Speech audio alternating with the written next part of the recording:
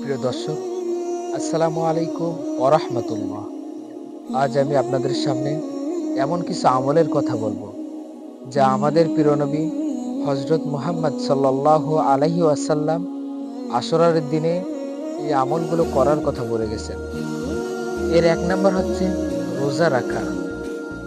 আল্লাহ রাসূল সাল্লাল্লাহু আলাইহি ওয়াসাল্লাম বলেছেন, আশুরার দিনে সবচেয়ে গুরুত্বপূর্ণ আমল হলো রোজা রাখা।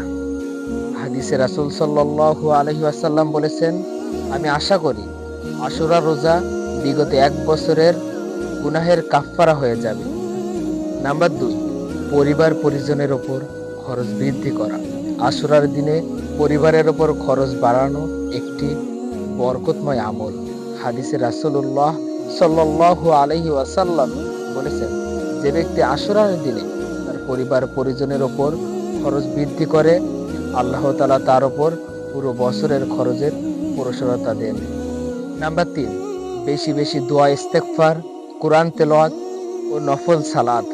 যেহেতু এই দিনটি আল্লাহর বিশেষ এক বরকতময় দিন এবং বহু গুরুত্বপূর্ণ ঘটনার স্মৃতি বিজড়িত, তাই এদিনে নেক আমলের পরিমাণ বাড়ানো উচিত।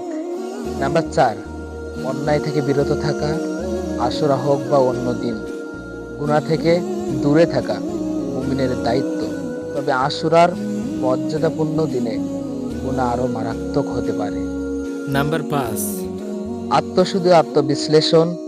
কারবালার শিক্ষা আমাদের আত্মশুদ্ধি ও ত্যাগের আদর্শ শিক্ষা দেয়।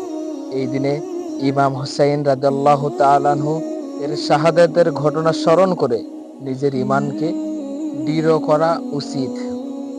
আল্লাহ তাআলা আমাদের আশুরার দিনে বেশি বেশি আমল করার তৌফিক দান করুন। আল্লাহুম্মা আমিন।